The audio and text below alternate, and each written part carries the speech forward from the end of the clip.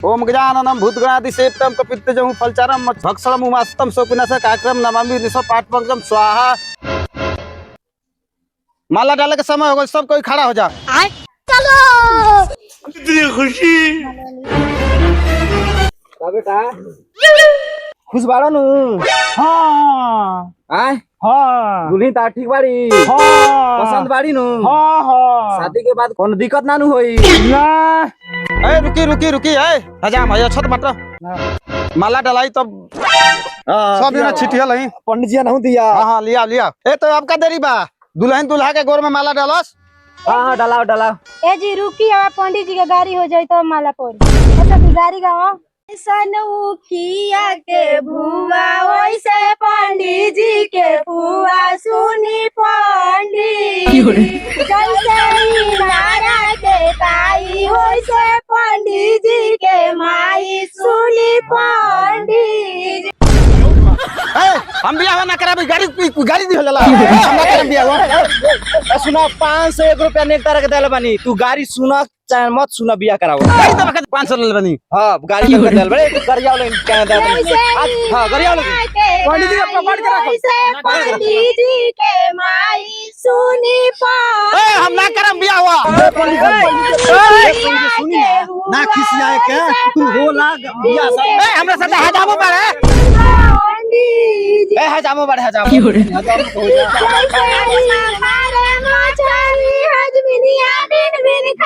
ए पंडित जी छोड़िए सुन होला बियाह सब सुने के सुना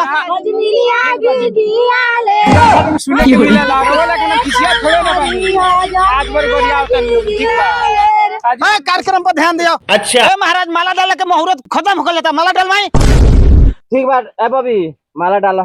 ए दीदी जीजा के माला डालो। ली बाबू रो है माला डाली। और अभी तो रुको।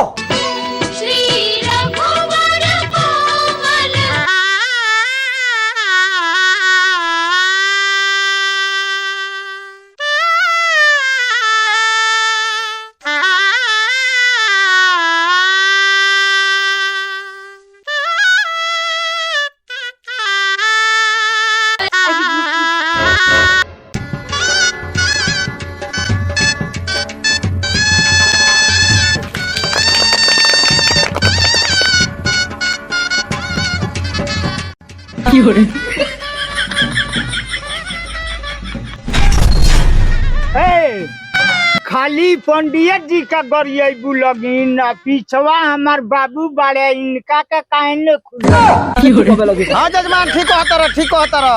धीरे धीरे रोआ आई ए समाधि साले धीरे धीरे रोआ आई ए समाधि साले दोतिया धूमिला होई जाई जी। बाबू का हो हने आगे आइबो। आगे आई। हाँ बोला बाबू का हो तू हमरा मेहरारू के माला डाल। मेहरारू को माला डाली। हाँ अरे हमरा पतो हो लागी। पतो लगी। ससुर का पतो के माला डाल लसा। आ का करे के बा एक बेर ना डाल देबो। हम ना डाले पाइन पाइन ससुर पतो हमें माला डाल लसा ना कान कटवाए चलल बड़े। साफ चपाटे बाड़ा हूँ। जीरो साफा बकलोले बनी। पापा जीरो हमरा माला मत डाल। मम्मी रो आगे आई। पापा जीरो हमरा मम्मी में माला डाली, मम्मी से ब्याह करी। हमनी के ब्याह कर लेते सरोरो मम्मी से ब्याह करके ले जाई। हे भगवान हमार लइका तो लइका बकलोले रहला। कहतन जे हमर पतोहियो बकलोल मिल गेली भाई। ए हनै बा ए मार दो हमनी के लइका तो साफ बकलोल रहला हो। आ देखतन जे पतोहियो ओकरो से बड़का बकलोल मिल गइल। अब क्या का होई हो। अच्छा कोनो बात ना, संभाल लिए संभाल ले बनू। हाँ हाँ तब चलो ब्याह हो। ए बेटी ना कह देला चुपचाप रह, जब बकलोली मत करना तो दूल्हा पे भाग जा। ए बैठे के सिंदूरदान का मुहूर्त निकल जाता। बैठे का बैठा बाबू। और अभी तो रुको।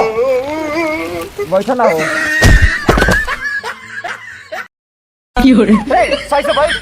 दुल्हा का चेहरा पुराना लगता है, दुल्हन का तो दिल दीवाना लगता है। स्वाहा लड़का बुढ़ाए नमः स्वाहा, लड़की जवानाए नमः स्वाहा, और लड़की का नसीब डूबता हुआ दिख रहा है स्वाहा। ए पंडित जी तू तो शादी कराई का चाहता नहीं लड़के से शादी ना हो हाँ होको हम कहाँ मना करता तो शादी कराई चल असलियत छुपेला तो चल शादी कराई ए सिंदूरदान का समय हो गई सिंदूर डाला और अभी तो रुको ठीक बा सिंदूर डाला बाबू खड़ा हो जा बाबू सिंदूर डाला ठीक बा बाबू सिंदूर डालो तानी ए जी पहले हम डालें सिंदूरवा में। ना पहले हम डाले ना पहले हम सिंदूर डालें। हम डाले ना हम पहले डालें पहले। पहले हम डाल देता नहीं ओकरा बाद तू डालत रही ना पहले हम डालें। ना पहले हम डाल हम बताओ तनी के पहले केकरा में सिंदूर डाली उ हम बताओ तनी ठीक बा तू बताओ हम बताओ तनी जे पहले दुल्हा दुल्हन में आंख मारी उहे सिंदूर डाली।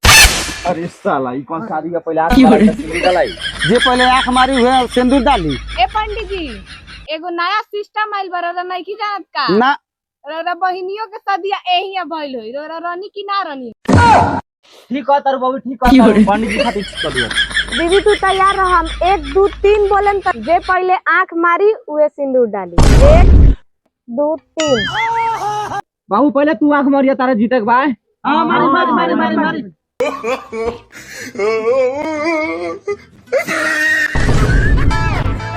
ए एंग आंख मारल जाला ई कोन आंख मारल जाला आंख से आंख मारल जाला आँख से आंख मार ओंग आंख मारल जाला दुल्हन का और हैंगा ताक के आ हैंगा आंख मारा हंस के मारा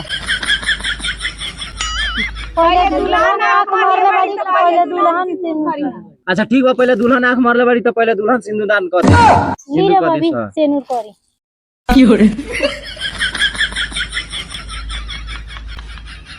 कैसे कैसे लोग रहते हैं यार यहाँ पापा जी पहले टोपी हटाई हेलो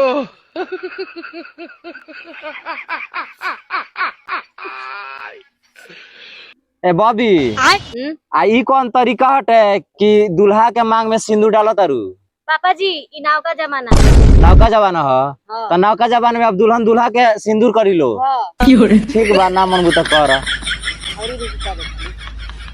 जिंदगी भर नु रहे बैठा अरे साला ई तो बियाह करावत हम बुढ़ा गइनी बाकी ऐसन बियाह पहली बार देखे के मिलल बा कि दुल्हा के मांग में दुल्हन सिंदूर करत बिया।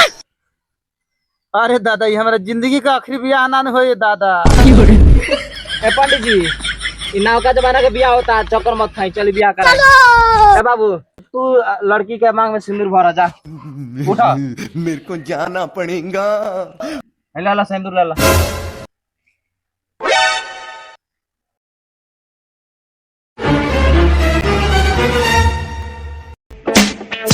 निकाला ला हाथ में सिंदूर ला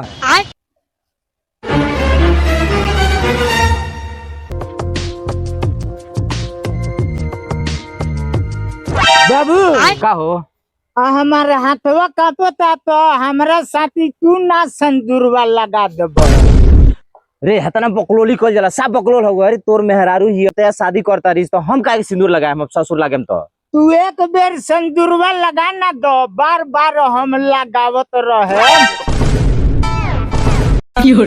इतना बकलोली करबा नु तो तार बियाह न होई दुल्हन उठ के भाग जाई सिंदूर कर तू कर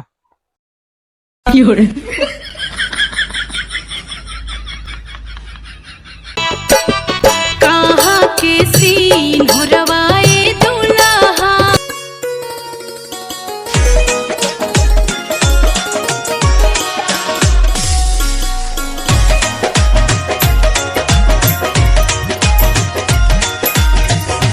जैसे नूरा डाले ले दूल्हा हो दूल्हा उनकर आल डोले ला उनकर करिया गाल डोले ला उनकर पाए के सोरी आवेले समदीरियो साले ना उनकर पाए के सोरी आवेले समदीरियो साले ना। बबुनी बियाह तो हो गइल ई लइका ना है पूरा एलियन है बाबू जो तोरो किस्मत सही है बाजे है लंगूर वाला हाथ में तोरा अंगूर मिल गए समथिन जी अब समय हो गल बा विदाई के, अपना बेटी के विदाई कर दी कि हमनी के चलल जाओ। ठीक बा, हमनी में रिवाज होला एगो ले तने बॉबी के देवपुरी गोड़ लगवा, बाबू को भेज दे। ठीक बाटे, देवकुरी के गोड़ तो हर घर में लोग लागेला। ए बाबू ठीक बाटे, चली हम बाबू के भेज देतनी।